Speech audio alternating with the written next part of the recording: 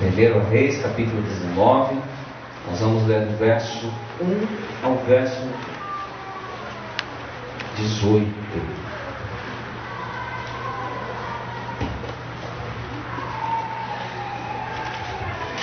Elias no Monte Horebe é o título do capítulo 19 do primeiro livro de Reis. 1 Reis, capítulo 19, verso 1. Ontem nós ouvimos uma mensagem muito bonita, pertinho aqui desse texto. A pregadora internacional que esteve aqui ontem nos abençoou com a palavra. Diga-se de passagem, nós sentimos a falta de muitas irmãs aqui na igreja ontem. Você perdeu. Os meninos vestidos de sushi man. Cada irmã passou ali e ganhou uma correntinha linda que a Gabriela trouxe lá da loja dela. Escolheu as melhores. Olha, irmãos, foi feita uma batidinha de morango e pêssego, né? Eu só consegui tomar de pêssego, de morango sumiu, bateu 30 litros, tomou tudo rapidinho. Eu vejo essas irmãs, viu, irmãos? São boas de garfo também, não são só os homens, não. Foi feito um canudinho, um copinho assim com uma flor. Foi a coisa mais linda. E você não veio, você perdeu. Então se programe para no próximo evento das mulheres, das Déboras, você estar aqui, principalmente pela palavra que nós ouvimos ontem.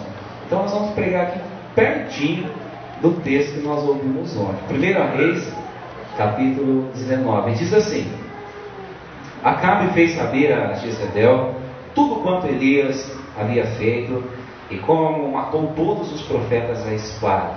Então Jezebel mandou um mensageiro a Elias a dizer: Façam-me os deuses como lhes aprouver, se amanhã a estas horas não fizer eu a tua vida como fizeste a cada um deles. Temendo, pois, Elias levantou-se e para salvar sua vida se foi e chegou a Berseba, que pertence a Judá, e ali deixou o seu moço. Ele mesmo, porém, se foi ao deserto, o caminho de um dia, e veio e se assentou debaixo de um zimbro, e pediu para si a morte, e disse: Basta, toma agora, ó Senhor, a minha vida, a minha alma, pois não sou melhor do que meus pais. Deitou-se e dormiu debaixo do zimbro. Eis que o anjo o tocou e lhe disse: Levanta-te e come. Olhou ele e viu junto à cabeceira um pão cozido sobre as pedras em brasa e uma botija de água. Comeu, bebeu e tornou a dormir. Voltou segunda vez o anjo, o tocou e lhe disse: Levanta-te e come, porque o caminho te será sobremodo longo. Levantou-se, pois, comeu e bebeu. E com a força daquela comida caminhou 40 dias e 40 noites até Horebe, o monte de Deus. Ali entrou numa caverna onde passou a noite. E eis que lhe veio a palavra do Senhor e lhe disse: Que fazes aqui, Elias? Ele respondeu: Tenho sido zeloso pelo Senhor, Deus dos exércitos, porque os filhos de Israel deixaram a tua aliança, derribaram os teus altares e mataram os teus profetas à espada. E eu fiquei só e procuram tirar minha vida. Disse-lhe Deus: Sai e põe-te neste monte perante o Senhor. Eis que passava o Senhor, e um grande e forte vento fendia os montes e despedaçava as penhas diante do Senhor. Porém o Senhor não estava no vento. Depois do vento um terremoto, mas o Senhor não estava no terremoto. Depois do terremoto um fogo, mas o Senhor não estava no fogo. E depois do fogo uma brisa tranquila e suave. Ouvindo, Elias envolveu o seu rosto no manto e saindo, pôs-se à entrada da caverna. Eis que lhe veio uma voz e lhe disse: Que fazes aqui, Elias? Ele respondeu: Tenho sido em extremo zeloso pelo Senhor, Deus dos exércitos, porque os filhos de Israel deixaram a tua aliança, derribaram os teus altares e mataram os teus profetas à espada. E eu fiquei só e procuram tirar minha vida. Disse-lhe o Senhor: Vai, volta o teu caminho para o deserto de Damasco. E chegando lá, unge a Hazael rei sobre a Síria, e Jeú, filho de Nimzi, ungirás rei sobre Israel. E também Eliseu, filho de Zafate, de Abel-Meolá, ungirás profeta em teu lugar. Quem escapar a espada a Hazael, Jeú o matará. Quem escapar a espada de Jeú, Eliseu o matará. Também conservei em Israel 7.000, todos os joelhos que não se dobraram a Baal, e toda a boca que não o beijou. Amém. Feche os teus olhos. Mesmo assentados, eu vou pedir para que a nossa irmã Nilda se coloque em pé e faça uma oração de iluminação. Que Deus nos ajude a entendermos a sua palavra. Senhor maravilhoso, Tu sabe, ó Pai, conhece cada vida perdida, ó Pai. Por isso pedimos em nome de Jesus, que o Senhor use ao Teu servo, ó Pai. Seja a Tua boca hoje, ó Pai, traga, ó Deus, ao nosso coração Teu recado, ó Pai. Fala conosco, Senhor. O Senhor conhece o nosso coração, a sede que temos de entender a Tua palavra, ó Pai, de estar mais perto de Ti, ó Pai. Unge, Senhor, o Teu servo, em nome de Jesus. Amém. Amém. Talvez dos profetas do Antigo Testamento, Elias seja o maior, ou se não, entre os maiores. A tal ponto de como Jesus começou o seu ministério e ele mandou os discípulos fazer uma pesquisa Ibope. Olha, quem diz o povo que eu sou? Quando eles retornaram com a resposta do povo, os discípulos disseram: olha, eles acham que o Senhor é Elias, que voltou entre os mortos. Elias foi um homem marcante na história do povo de Deus. E nós lemos um texto que nos mostra o encontro deste profeta, deste homem de Deus, deste servo de Deus chamado Elias, com o Senhor, o seu Deus. Interessante que esse encontro não acontece no tabernáculo, esse encontro não acontece na sinagoga, esse encontro não acontece no templo, esse encontro não acontece no altar que os clãs usavam para adorar a Deus. Esse encontro acontece num lugar inusitado, num lugar onde talvez nenhum profeta havia se encontrado com Deus, numa caverna. Que lugar estranho para um encontro com Deus. Às vezes a gente pensa que Deus ele se submete aos nossos rituais de invocação, de adoração. E quanto mais eu leio a Bíblia, mais eu vejo que nós não podemos enquadrar o agir de Deus. E num lugar completamente diferente, estranho, numa caverna aos pés do Monte Horebe, também na Bíblia conhecido como Monte Sinai, o mesmo monte aonde Deus conduziu Moisés para estabelecer a aliança com Israel. Naquele mesmo lugar, o Monte Sinai, o Monte Horebe, o Monte de Deus, novamente nós vemos o encontro de Deus com o seu servo. Diferente do encontro lá de Moisés, que foi levado por espontaneidade, agora Elias não vai ali levado por Deus, mas ele está fugindo de algo. Ele está assustado quando nós lemos o texto. Nós percebemos que o encontro naquele lugar, Deus se encontra com um homem que estava com o coração sobrecarregado, com um homem que fugia de alguma coisa. E para a gente entender esse encontro, nós precisamos voltar um pouquinho os acontecimentos bíblicos. Se nós olharmos o capítulo 16 de 1 Reis, nós vamos ver no verso 30 a seguinte expressão: que Acabe, o rei, aquele que foi levantado para conduzir o povo diante de Deus, aquele que foi escolhido, foi ungido pelo profeta para honrar, para ensinar o povo a honrar a aliança que Deus havia estabelecido. Capítulo 16, versículo 30, diz que de forma decepcionante, Acabe fez justamente o contrário. Diz o texto lá categoricamente que ele fez o que era mal aos olhos do Senhor, muito mais do que qualquer outro rei que havia sido antes dele. E no versículo 31 diz mais, o texto diz assim: como se não fosse suficiente Acabe ter se destacado na maldade, no desvio da aliança do Senhor, para coroar tudo isso, ele se casou com uma mulher pagã chamada Jezebel. E junto com Jezebel, abro um parênteses, às vezes a gente precisa ouvir conselho de pessoas boas, esposas, deem bom conselho aos nossos maridos. Um bom conselho de uma esposa muda a história de uma família. E aconselhado por essa mulher chamada Jezebel, eles se lançaram no empreendimento. Eles saíram da Israel, derrubaram os altares, derrubaram os lugares onde as pessoas adoravam a Deus e construíram no lugar altares a Baal. E então mataram os profetas, perseguiram os profetas, ensinou o povo a se corromper. Acabe e Jezabel, ajudaram Israel a apostatar da sua fé, a se desviar da sua fé, de tal forma que Elias, enquanto homem de Deus, se sentia acuado. Os profetas foram caçados, foram perseguidos. Era um tempo de dúvida, um tempo de incerteza, mas como Deus não deixa o seu povo enganado, Deus não deixa o seu povo à mercê de corações corruptos, Ele levantou esse homem chamado Elias. E Elias, guiado por Deus, muito corajosamente, vai até lá ao palácio e fala o seguinte: olha, Acabe, eu vim aqui para te falar um negócio. Deus está vendo a sua maldade. Deus está vendo a perseguição que você fez em nome de Baal contra os profetas de Deus. Sabe o que eu vim te falar aqui em nome de Deus? Não vai chover nessa terra durante 3 anos. Eu fico imaginando quão corajoso Elias precisou ser nessa hora. Acabe era o rei. O rei tinha, se o rei fizesse assim, meu amigo, o cara saía vivo. Se o rei fizesse assim, os capatazes já agarravam, levavam para o calabouço e ali ele era executado. Eu fico imaginando a coragem que Elias teve. E ele foi lá e falou: olha, mediante a sua teimosia, o seu pecado, você vai ver 3 anos não vai chover nessa terra.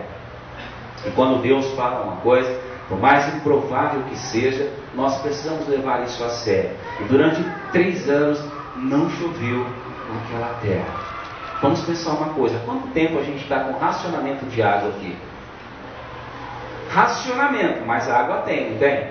Dia sim, dia não, mas nós temos água. Tomamos nosso banho, limpamos a nossa casa, fazemos a nossa comida. Imagine um lugar onde não choveu por 3 anos. E a consequência disso, quando você vai lendo capítulo 16, 17, a fome se espalhou pela terra de Israel. A panela da viúva secou, não tinha onde comprar comida, não tinha onde vender comida. A escassez, a pobreza, a miséria assolou aquela nação. E vamos pensar que esse mal-estar de Elias com Acabe não durou 3 horas, 3 dias, 3 meses. Criou-se uma tensão de 3 anos. E Elias se manteve firme. E Elias se manteve no seu propósito. E Elias se manteve naquilo que Deus mandou ele lá falar. E quase ao final dos 3 anos, ele manda chamar então os profetas de Baal. E ele fala assim: olha, Deus me falou de novo que logo vai chover. Mas antes de fazer chover, Deus quer provar que Ele que comanda as coisas, não Baal. E ele chama os 450 profetas, que diz o texto que comiam à mesa com essa rainha pagã chamada Jezebel. E nós sabemos a história. Construiu um altar para Baal e um altar para o Senhor Deus de Israel. E ambos oraram e falaram: olha, Deus que é o verdadeiro vai mandar fogo e vai consumir esse holocausto. Qual Deus mandou fogo? Nós já sabemos a história, o Deus de Israel. E diz o texto que naquele dia então, Elias perseguiu os profetas de Baal e exterminou os 450 profetas de Baal. E aí entra o nosso texto.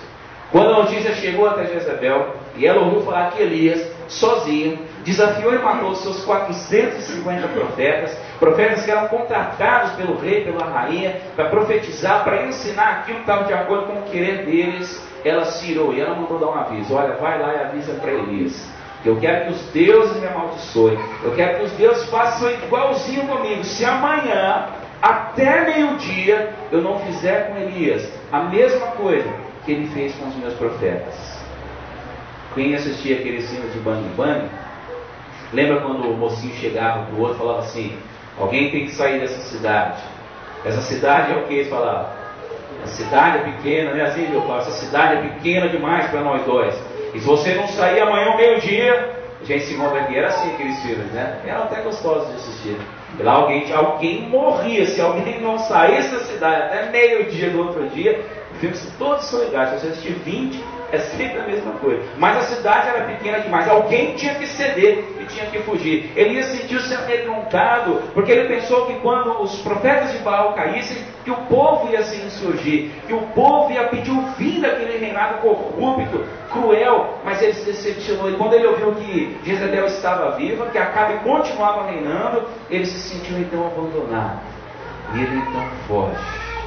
Ele se sente frustrado, ele se sente com medo. Nem parece aquele homem que orou e reteu a chuva 3 anos, nem parece aquele homem que orou e o azeite na botija da viúva multiplicou e multiplicou e multiplicou. Nem parece aquele homem cheio de confiança que foi até o palácio, mas agora frustrado, tomado por um sentimento de medo, de derrota, de angústia, ele foge. E eu fico imaginando o tamanho da angústia de Elias. Então, ao ponto do caminho ele para, senta embaixo de uma árvore e faz a seguinte oração para Deus: Deus, basta, toma minha vida, acaba com esse sofrimento. Deus, para por aqui. Deus, basta, leva a minha alma, Pai, põe fim na minha vida. Já sentiu uma angústia desse tamanho? De olhar para Deus e falar: Deus, olha, chega, meu Pai, eu acho que minha vida não vale mais a pena. Essa é a angústia desse homem. Senhor, parou por aqui, me leva logo, chega de sofrimento, estou cansado dessa luta, dessa caminhada, não deu em nada, nada aconteceu, tudo está a mesma coisa, chega, Senhor. E aí Deus manda ele levantar e caminhar mais um pouco, e ele vai mais um pouco, e aí ele chega na caverna. Aquela caverna representa talvez o lugar de refúgio de Elias, e ali dentro não se encontrava mais um profeta corajoso, mas um homem com medo.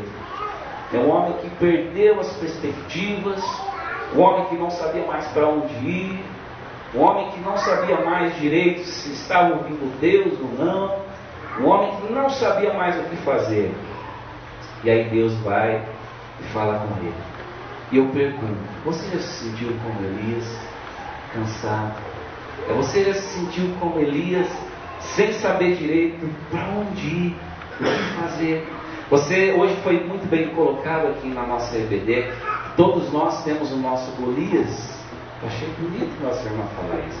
Todos nós temos o nosso gigante a enfrentar, a encarar. E eu diria mais, todos nós estamos sujeitos a um momento desses, de caverna, de solidão, de sentimento de frustração, de sentimento onde parece que por mais que a gente faça, por mais que a gente se esmere, as coisas não acontecem. Esse sentimento de solidão que tira até a alegria da própria vida. Nenhum ser humano está isento disso. Você é humano, glória a Deus, talvez não seja a sua situação, mas enquanto ser humano nós estamos sujeitos a dias de tristeza, de adversidade, de provação, de angústia. Aquele dia onde a gente acorda querendo não ter acordado. Fala: Deus, não, a gente desce uma da cama para ter a vontade de subir do outro e permanecer ali. Todos nós estamos sujeitos a esse momento, um momento de dor, de solidão. E eu olho para esse texto e eu me pergunto: como sair então desse momento? Porque o importante não é como entrar é muito fácil. O importante é como sair desse momento. O importante é olhar para esse texto e aprender algumas coisas aqui, como Deus agiu e como Deus age para nos tirar dessas situações, para nos tirar das situações de adversidade, de angústia, de desânimo, de dor na alma, de angústia na alma. Porque às vezes nós caminhamos sim em vales áridos, em vales tenebrosos. Às vezes nós encontramos em cavernas tão fundas, tão profundas, que só Deus pode nos tirar. Só o agir de Deus pode nos tirar daquele lugar. Então eu quero olhar para esse texto e não ficar olhando como ele chegou, mas aprender como Deus tirou ele de lá. Porque é assim que Deus trabalha às vezes nas nossas vidas, para nos tirar de uma situação, para mudar a situação do nosso coração, da nossa vida. E olhando na forma que Deus tira Elias daquela situação, daquele sentimento, daquela caverna escura, das trevas daquele lugar, o agir de Deus é maravilhoso. A primeira coisa que eu aprendo nesse texto é que Deus faz Elias entender o porquê ele estava ali. Olha como que Deus vai trabalhando, como o processo de Deus é tão maravilhoso. Deus sabe, Deus nos conhece melhor do que nós mesmos. Deus conhecia aquele Elias valente, aquele Elias poderoso, aquele Elias confiante, mas Deus também conhece aquele Elias agora depressivo, angustiado, triste. E a primeira coisa no diálogo, Deus começa um diálogo com ele. Deus é tão maravilhoso que Deus sempre quer ter um diálogo conosco, para nos ajudar a entender as nossas próprias dores. Deus começa um diálogo. Elias, o que você está fazendo aqui? Verso 9.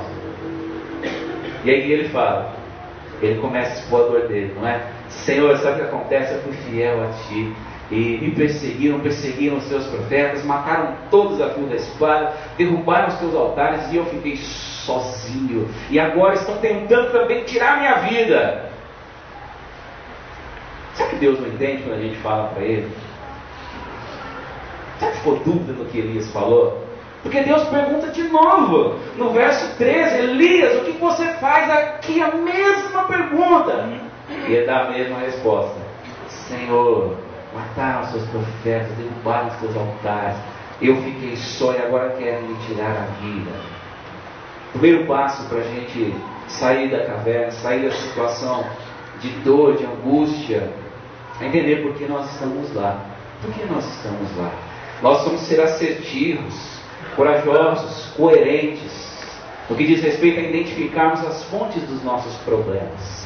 Deus, no seu diálogo, quer que esse é o momento de nós abrirmos o coração e colocarmos diante de Deus aquilo que nos faz chorar, aquilo que nos incomoda, aquilo que nos faz perder as perspectivas, aquilo que nos faz perder a esperança, aquilo que nos faz perder o rumo das coisas. Esse é um momento tão particular de Deus com Elias, onde Deus o ajuda a entender o que estava acontecendo. Às vezes nós precisamos entender o que está acontecendo. Qual é a razão da nossa tristeza? É na família, é no trabalho, é na minha vida com Deus, é em algo que não deu certo, é num sonho que eu apostava todas as minhas fichas e se frustrou. A primeira coisa que Deus faz é nos ajudar a entender o que está acontecendo. Deus se preocupa com o que está acontecendo. Ele sabia, mas ele queria ouvir da boca de Elias. Elias, fala para mim, eu quero te entender. O que está acontecendo? E Elias pode então abrir o seu coração de Deus, diante de Deus, e ele compartilha: Senhor, opa, viva o Santos. Senhor, está acontecendo isso, assim, assado. Há um texto muito bonito em 1 Coríntios, capítulo 11, versículo 28, diz: examine-se o homem, pois a si mesmo. Muitas pessoas falam assim para mim: pastor, o que você acha? Eu não acho nada, filho. Eu estou achando só da minha vida e olhe lá, né? Deus nos desafia diante das nossas dores, dos nossos sofrimentos, a travarmos um diálogo sincero com Ele. E algo maravilhoso é que diante de Deus nós podemos ser nós mesmos. Deus nunca vai nos achar fracos demais, ou sem inteligência, ou sem capacidade, ou sem condições, ou desobedientes demais, ou irreverentes demais. Não. Deus ouve a nossa dor, a nossa oração com toda a atenção. Elias, o que está acontecendo? Então Elias coloca para Deus: Senhor, eu acho que o problema é esse. Eu estou me sentindo sozinho. Mataram todo mundo e sozinho eu não consigo mais, Deus. E aí Deus pergunta de novo: Elias, o que está acontecendo? Senhor, eu acho que é isso. Eu estou sozinho e sozinho não dá mais. Mataram todo mundo e eu não consigo mais. Quais são os nossos problemas que nos fazem chorar? Quais são as situações que deprimem a nossa alma? Coloque diante de Deus. E é bonito agir de Deus, que Deus faz o profeta primeiro sentir o seu coração, identificar nele mesmo o que o levou até ali e colocar diante de Deus. Então, no primeiro passo, nós identificamos o que nos faz chorar, o que nos entristece, e nós colocamos diante de Deus: Senhor, é isso que angustia minha alma. Senhor, é isso que me tira o sono. Senhor, é isso que tem, ó Deus, tirado a paz do meu coração. Primeiro passo, saber por que nós estamos ali. E Deus se preocupou em fazer Elias saber por que ele estava ali. E ele disse. E o texto segue. Segundo passo. Primeiro Elias trava um diálogo com Deus, ou melhor, Deus trava um diálogo com Elias. E ele faz com que Elias abra o coração e reconheça e fale diante de Deus, apresente a Deus o porquê dele estar ali. E ele fala: Senhor, eu estou sozinho, estou abandonado, estou com medo, estão querendo tirar minha vida. No segundo momento, a gente precisa ouvir Deus. No primeiro momento, Deus fala e a gente fala e Deus ouve. No segundo momento, Deus fala. Interessante. É depois de ouvir o profeta, aí é Deus que vai falar. E Deus fala no verso 11: é isso. Então agora você sai daqui, vai lá e se coloca na porta da caverna, porque eu vou falar. Interessante, Deus só fala quando cessa todo o estardalhaço. Todo o estardalhaço. Baal era conhecido como o Deus das tempestades, o Deus dos trovões, o Deus das trovoadas. As pessoas adoravam Baal dessa forma, como um Deus barulhento, um Deus de muito barulho, um Deus de fuzuê, de auê. Deus faz tudo diferente. Deus fala quando a gente aquieta, quando cessa tudo. E ele saiu lá na porta da caverna, fica imaginando. Diz o texto que um grande terremoto, Deus nada de falar. Diz o texto que um fogo, Deus nada de falar. Um vendaval muito grande, um vento muito grande, nada de Deus falar. E quando que Deus fala com Elias? Quando cessou toda aquela barulheira, quando cessou todas aquelas pedras, quando cessou todo o ruído, todo o barulho, E eu me encanto quando diz o texto que numa brisa suave, Deus vem e fala com Elias. Quem acorda cedo aqui, cedo mesmo, 5 horas da manhã, 5h30 da manhã, acorda, né, Marcinho? Essa semana eu estive visitando uma família e eu subi, porque gente assim magrinha igual a gente, subir escada não é fácil, né? E eu subi até no último lance. E já era de tardezinha já, e tava, essa semana fez um sol ameno, gostoso, né? E de lá de cima eu observei e dava para ver o pôr do sol que começava a marcar o prédio, né? Eu fiquei parado lá um pouquinho, mandando uma mensagem no celular, e bateu aquele ventinho gostoso. Parece que chega a acariciar o rosto da gente, né?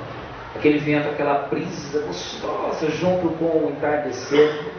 E eu parei uns minutinhos ali e agradeci. Só o fato de estar vivo. Falei, Senhor, bom poder sentir esse sol, entardecer, essa brisa.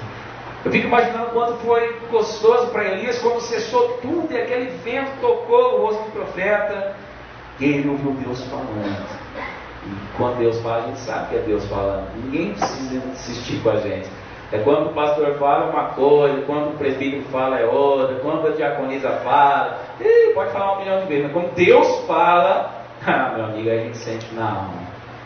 E aí Elias se rende. E aí Deus novamente encaminha a vida dele. Deus fala, olha, levanta, vai embora daqui, vai lá na aldeia tal e unge o fulano de tal rei sobre a Síria. Vai, unge o filho do Beltrano, se vendo profeta sobre Ismael. Olha, sabe uma coisa, hein? Já que vocês... Olha, às vezes quando a gente fala com Deus, Deus surpreende. Sabe por quê? Porque quando Deus fala de volta, Ele mostra para nós que Ele tem a solução para o problema. Se o problema era que ele se sentia só, quando Deus fala com ele, o que Deus fala para ele? Olha, vai lá, unge o fulano lá, rei da Síria, unge Eliseu, profeta no teu lugar. E quando parece que o discurso está acabando, no último versículo, o que Deus fala para ele? É como se Deus estivesse falando assim, esqueci. Né? Olha, saiba que com você tem mais 7.000 dos joelhos que não se dobraram a Baal. Eu fico imaginando, se ele estava se sentindo sozinho, e o problema dele fugir para ali era a solidão. Naquele momento a solidão dele acabou. Ele tinha mais 7.000 na mesma situação, mais 7.000 que estavam ao lado dele, junto com ele, pronto para marchar com ele para fazer a diferença. Quando Deus fala, Ele traz solução. Quando Deus fala, Ele nos faz ver as coisas de uma nova perspectiva. Quando Deus fala, Ele suscita a nossa esperança, Ele ressuscita em nós o desejo, o amor pela vida, porque Ele abre os nossos olhos para nós vermos coisas que estão tão óbvias, mas que nós não enxergamos. Quando Deus fala de forma poderosa, carinhosa, Ele nos faz ver coisas novas, diferentes, maravilhosas que Ele preparou para nós. Elias não estava sozinho, o problema é que a dor dele era tão grande que ele não estava enxergando. Junto com ele tinha mais 7.000. O segundo passo é a gente ouvir Deus. Ouvir o que Deus está falando. Ouvir o que Deus preparou. Ouvir o que Deus já planejou. Eu tenho comigo que um dos sentimentos mais ruins... Quem é medroso aqui? Ou medrosa? É medroso, você? É? Você é medroso, Leonardo? É mesmo. Não apagou a luz aqui para a gente saber, né? Quem tem medo de escuro? De escuro, deixa eu ver. Você tem, Carlinha? Jesus! Ô, Esther, compra um abajur de bichinho dessa menina. Põe lá na... Quem tem medo de inseto? A Letícia tem medo de inseto? Ah, barata é geral, né, filha? Como diz, né? O bicho ser feio, cascudo não tem problema, mas voar é para acabar, né? Quem tem medo de ficar sozinho? De ficar sozinho. Eu vou confessar, não tem medo de escuro, a Larissa é testemunha. Eu acordo de noite para beber água, não acendo a luz, porque se eu acender a luz, eu desperto e não durmo mais. Eu vou bater no dedinho, bater na canela, mas vou lá, bebo minha água, volto, deito e durmo gostoso. Tanto que se ela sair acender a luz, eu fico ranhetando. Não durmo mais. Quem assistiu aquele filme do Exorcista? Quem assistiu? Assistiu, Pedro? Dormiu no meio do pai e da mãe depois, né? Quando eu estava na República ainda, eu estava lá no sábado. E sábado a gente sempre ia dormir tarde, porque a aula acabava na sexta-feira, sábado era folga. E eu vi, passou no SBT, daqui a pouco o filme do Exorcista, não sei o que. Eu falei, Jesus. Tinha curiosidade de assistir, mas eu não sei se minha coragem dá. Eu fiquei assim, assista ou não assista. Detalhe, eu estava sozinho na República, sozinho. Todos os outros estudantes foram viajar. Eu já disse para vocês que o seminarista pobre, o quebrado, eu falido, eu era categoria baixa. Fiquei na República. Falei, vou assistir isso aí. Eu sou homem de Deus. Vou assistir esse negócio. E comecei a treinar, e fui, né? Aí começa aquela menina, né? E, gente, aí foi ficando feia a coisa. Foi terrível. Aí eu já acendi uma luzinha no corredor. Gente, olha que acabou o filme, a casa inteira estava acesa. Aí acabou o filme, vamos dormir. Você não apagou a luz? Não, vai vendo. Apaguei a luz, tá? E agora eu vou dormir. Em nome de Jesus, sangue do poder. Jesus. Deitei, eu dormia numa beliche. E apartamento, os meninos que moram em apartamento, a Marcinha, o Jonas, a Mariana, as portas abrem e fecham sozinhas às vezes. Porque a força do vento é tão grande que se a porta estiver mal encostada, ela destrava sozinha e abre. E eu larguei a janela da sala aberta, né? E eu estou dormindo, né? Um sono bem levinho, né? E bateu um vento e a porta do quarto assim, destravou e fez. Eu encolhi as pernas assim, sem olhar para o escuro. Eu falei, pronto, é aquele bicho de tudo, um medo. E aí não vi a hora de chegar alguém, para mim não tá sozinho. Porque o problema não era o filme, mas era estar sozinho. E eu confesso para vocês, o meu medo, o meu maior medo é a solidão. Eu acho que não tem nada pior no mundo do que o sentimento de que você está sozinho. E isso é tão importante nós observarmos que Jesus teve a sua alma conturbada pelo sentimento de solidão. Quando ele estava lá na cruz e ele olhou e ele viu os discípulos todos fugiram, todo mundo sumiu, todo mundo foi embora. Ele olhou, a solidão ela tem um poder tão grande de trazer angústia ao nosso coração. Jesus olhou para os céus, qual foi a oração dele?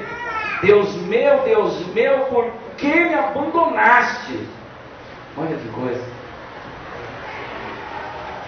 Às vezes a gente, por solidão, por um sentimento que estamos sós, nós deixamos de ouvir Deus. Por solidão, por um medo de estar sozinho, Elias deixou de ouvir Deus. E quando a gente deixa de ouvir Deus, a nossa alma cai em tribulação. Então talvez o segundo passo para a gente sair da caverna, sair dessa situação, é ouvir Deus. É ouvir a voz de Deus. É ouvir a doce voz do Espírito Santo de Deus falando no nosso coração. E para a gente encerrar, terceiro passo. Primeiro a gente entender por que a gente está lá. Deus foi dialogando com ele para que houvesse um processo de cura, para que houvesse uma catarse, uma purificação, uma cura, um sentimento, uma restauração da coragem, do ministério, da disposição. E Deus vai dialogando com ele, ele vai colocando tudo para fora, vai apresentando tudo para Deus. E Deus ouve carinhosamente, aí Deus fala, então tá bom, agora você sai, vai lá na porta da caverna, agora quem vai falar sou eu. E aí ele sai e ouve Deus falando. E o terceiro passo, a gente precisa se fortalecer. Momentos de angústia, momentos de solidão, momentos de falta de perspectiva, são momentos onde nós ficamos vulneráveis. Hoje, acho que esses dias, né? Meu irmão passou aqui em casa essa semana e nós somos muito apegados. Não somos gêmeos, mas parece que é. Ele passou rapidinho e foi embora, essa semana ficou ruim. Então a saudade de casa, né? A gente está onde a gente tem amigos e a família é a casa da gente, mas a família está longe. Né? E a semana a Larissa falou várias vezes, você está tristinho, foi a saudade da mãe. Ai, coitada da mãe. A gente chora por causa da mãe, né? Eu fico para a igreja hoje com essa saudade, né? Como que a saudade faz a gente sofrer? E aí começou a cantar, que nem existe um Deus, Senhor. Eu não sei se o Walter viu, né? Eu estava aqui do lado. Porque cantava muito essa música lá, era uma das músicas preferidas dela, né? Eu estava aqui no cantinho, né? O pessoal cantando e eu chorando. Para a gente ficar mais vulnerável quando a gente sente só, quando a gente sente que está longe. E Elias estava vulnerável, mas Deus fortalece ele, Deus preocupa em se fortalecer ele. Versículos 5, 6 e 7. Ele vai lá, deita, olha lá no verso 5. Deitou-se, dormiu debaixo do zimbro. Eis que o anjo lhe tocou e disse: levanta-te e come. E quando ele abriu os olhos ali, depois de ter feito uma oração pedindo para Deus matar, para tirar a vida, ele olhou e Deus tinha preparado um banquete. E lembrava o seguinte, né? Não tinha comida naquele lugar não, gente. Ninguém tinha o que comer, nem a viúva. E quando ele abre os olhos, Deus prepara um banquete. Tinha água, tinha pão, tinha o que suster, tinha o que alimentar. E ele se alimenta e segue a jornada daquele lugar. A gente ouve Deus, primeiro falar para Deus o que nos faz sofrer, apresentar para Deus, ouvir Deus, e depois nos fortalecer para caminhar. E como nós nos fortalecemos? Orando, né? Nos alimentando também, mas não só de pão, água, comida, mas da palavra de Deus, alimentando a alma, alimentando o espírito, chegando mais perto de Deus, gastando mais tempo com Deus, nos dedicando mais a Deus, deixando Deus tocar nossa alma, nossa vida, o nosso coração, de formas novas, de formas surpreendentes, como só Deus pode fazer. Às vezes a gente fica tão fraquinho, a gente fala assim: agora não vou nem para frente, nem para trás, não dá mais. Mas nós estamos fortalecendo através da oração, através da vida em comunhão, através da nossa presença na igreja, através da presença da igreja em nós, através do diálogo com Deus, através de um bom dia para Deus todos os dias. E aí depois de se fortalecer, Elias foi. Interessante que ele foi numa missão surpreendente. Era comum Deus dizer: olha, vai e unge o fulano de tal, de Judá, rei, unge o fulano de Jerusalém como rei, unge o fulano da tribo de Benjamim como rei. Mas Deus manda ele numa missão extraordinária, a ungir um homem que não era do povo de Deus, um homem da Síria, rei sobre a Síria. Uma missão diferente.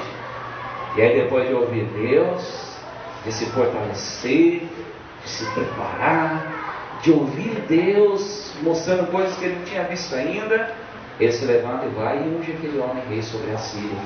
E Deus então traz aquele rei que Elias ungiu, e usando a mão daquele rei, usando o exército daquele rei, Deus traz juízo sobre Acabe e sobre Jezabel.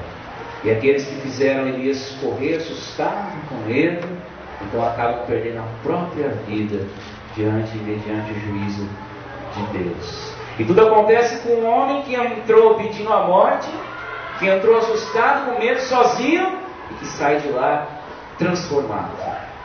Há um salmo muito bonito que diz que Deus acrisola a prata. Salmo 66, verso 10. Pois tu, ó Deus, nos provaste, acrisolaste-nos como se acrisola a prata. O que é acrisolar? Alguém foi ourives aqui, já trabalhou com isso? O que é acrisolar? É o que? Falou nada? Você falou mesmo. Acrisolar é purificar. E como que o cara faz isso? Ele pega a prata, coloca lá no recipiente, derrete tudo, e ele mantém ali a milhares e milhares de graus Celsius, uma chama intensa, constante, muito, muito quente, e ele vai derretendo aquela prata, ele mantém aquela prata ali, borbulhando, borbulhando, borbulhando. E qual é o ponto onde a prata já está purificada? Olha que coisa interessante. Não dá para pôr um termômetro lá. Se pôr um termômetro, ele explode. Não dá para fazer, igual a gente faz com uma madeira do neném. Eu vou ter que aprender a fazer isso daqui uns dias, né? Os pais da Ana, daqui um dia vai ser a vez da Larissa. A Larissa vai ter que aprender, vai ficar a Larissa, né, Larissa? Sabe como é que o ourives vê quando a prata está purificada? Quando o reflexo dele pode ser visto na prata. É quando a prata se torna reflexiva, quando ele olha para a prata e ele pode ver o próprio reflexo dele naquela prata, é o ponto. Ele tem que tirar na hora, senão ela passa, ela perde o ponto, ela não pode mais ser trabalhada para mais nada. Então ele fica de olho, a hora que ele consegue o reflexo dele, tira do fogo. Deus estava acrisolando Elias, para que em Elias fosse visto o reflexo do próprio Deus. Deus estava acrisolando aquele homem, para que no caráter dele, na vida dele, fosse refletido algo de valor, algo do coração de Deus. E concluo dizendo, às vezes Deus permite um momento de caverna, de desilusão, de dor, para que Ele possa refletir em nós o seu caráter, a sua vida, para que Ele possa refletir em nós algo de bom que vem do seu coração. Então nessas horas nós não devemos fechar o coração, mas abrir o coração e nos rendemos ao agir de Deus. Amém? Amém.